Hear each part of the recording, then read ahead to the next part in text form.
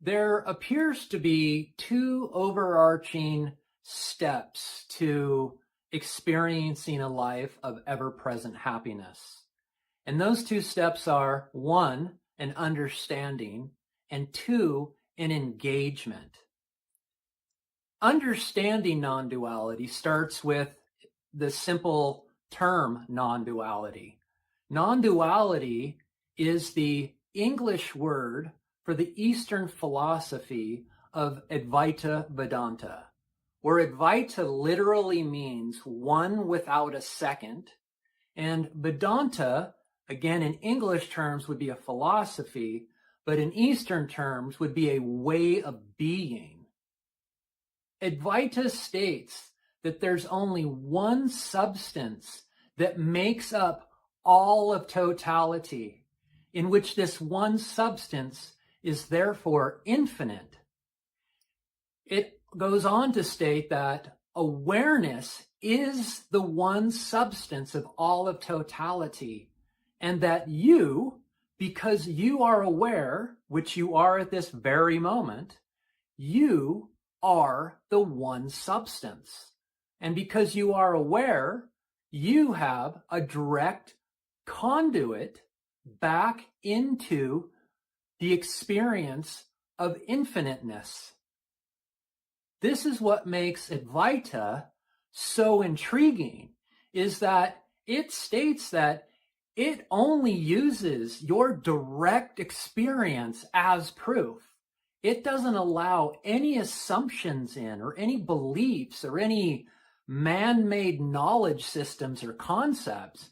It says we are only going to focus on what we absolutely know to be true, that we are aware, that this awareness exists, and this awareness is what comprises all of totality.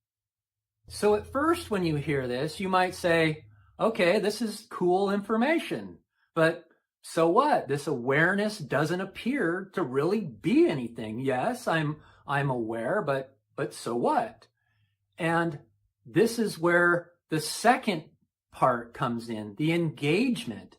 Again, this is what differentiates Advaita from all other, what you could say, religions or mysticism or spirituality or science or psychology or philosophy. It's none of those. But what differentiates it is that it utilizes the one truth that you absolutely know, that you are aware. And so this engagement is turning your attention back onto your awareness. And this is where you can get tied up too, because people say, well, you know, others say there's only one path, choose my path, right? But this is saying, how many of there are you? How many yous are there? There's only one you. Therefore, there's only one path. And it makes it absolute. And it makes it that simple, because there's only one you.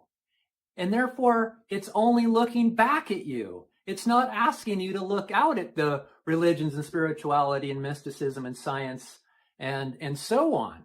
It's saying, just look to the one of you. And if you are willing to do that and have the courage to turn what we consider an outward movement back onto yourself, you will experience these beautiful qualities of yourself. I mean, this is where immense peace and unconditional love and ever-present happiness abide, is in this infiniteness of yourself. So again, there's these apparent two steps or phases to experiencing the beautiful qualities of your infinite self.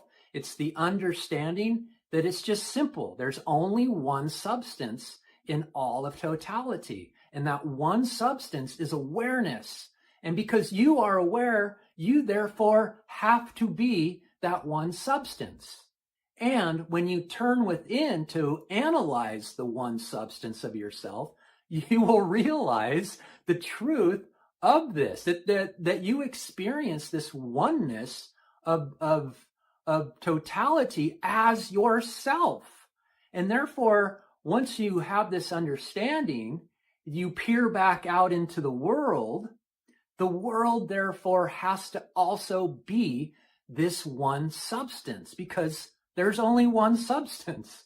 And so trees and cars and schools and friends and wives and kids have to be that one substance as well. And that's what's known as oneness. And oneness is the collapse of distance between you and other, and therefore there are no others. There is just the unconditional love of yourself.